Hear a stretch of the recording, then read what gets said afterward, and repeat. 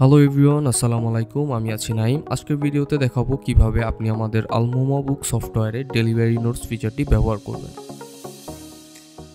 Delivery note ফিচারটি ব্যবহার করে আপনি আপনার পণ্য ডেলিভারির সমস্ত ডেটা সঠিকভাবে রেকর্ড করতে পারবেন। এই ফিচারটি ব্যবহার করে আপনি আপনার কাস্টমারদের কাছ থেকে পণ্য পৌঁছানোর প্রমাণ এবং ডেলিভারি সংক্রান্ত সব ধরনের ডেটা সংরক্ষণ করতে সাহায্য পাবেন। ফলে আপনার ডেলিভারি প্রসিডিউর প্রপার ম্যানেজমেন্ট এবং ট্রাস্টেবল থাকবে। এখন আপনাদের দেখাবো কিভাবে আপনি ডেলিভারি নোট ফিচারটি ব্যবহার করবেন। অ্যাট ফার্স্ট আমরা ডেলিভারি নোট যে ফিচারটি আছে এই অপশানটিতে ক্লিক করব। ক্লিক করার পর আমরা এখানে আরও একটি অপশান পাবো, নিউ ডেলিভারি নোট নামে। আমরা এখানে সিম্পলি ক্লিক করব। ক্লিক করার পর আমরা এখানে নতুন আরও একটি ড্যাশবোর্ড পাবো। এই ড্যাশবোর্ডে আমাদের যে কটা ব্ল্যাঙ্ক অপশান আছে এই ব্ল্যাঙ্ক অপশানগুলো আমাদের ফিল আপ করতে হবে। তো অ্যাট ফার্স্ট আমাদের ডেলিভারি ডেট আছে, এখানে আপনি আপনার ডেট অনুযায়ী আপনি এখানে আপনার একটা ডেট সিলেক্ট করে দিবেন। দেন আমাদের এখানে রেফারেন্স আছে, এটা হচ্ছে অপশনাল, আপনি চাইলে দিলেও দিতে পারেন, না দিলেও না দিতে পারেন।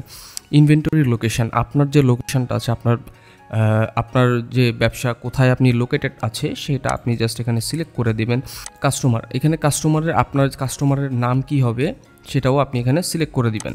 দেন কাস্টমারের ডেলিভারি অ্যাড্রেস, আপনি আপনার প্রোডাক্টটি কোথায় ডেলিভারি দিচ্ছেন সেখানে আপনি অ্যাড্রেস দিয়ে দিবেন। দেন এখানে ডেসক্রিপশান দিয়ে দিতে পারবেন। দেন আপনার প্রোডাক্টের কোয়ান্টিটি কতটুকু আছে সেটাও কিন্তু আপনি এখানে সিলেক্ট করে দিতে পারবেন।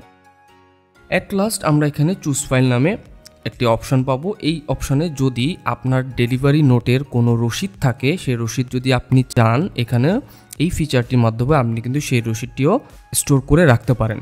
তো আমি এখানে চুজ ফাইল অপশানে ক্লিক করব। ক্লিক করার পর আমি এখানে আগে থেকে একটি ডামি ডেলিভারি নোট ডাউনলোড করে রেখেছি। তো আমি জাস্ট এটা সিলেক্ট করে দিলাম। সিলেক্ট করে দিয়ে আমি ওপেনে ক্লিক করব।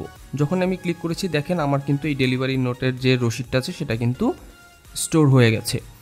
তো আমি উপরে যাই দেখব যে আমার সব ইনফরমেশান ঠিক আছে কিনা। যদি আমার সব ইনফরমেশান ঠিক থাকে আমি জাস্ট এখানে ক্রিয়েট অপশানে ক্লিক করব।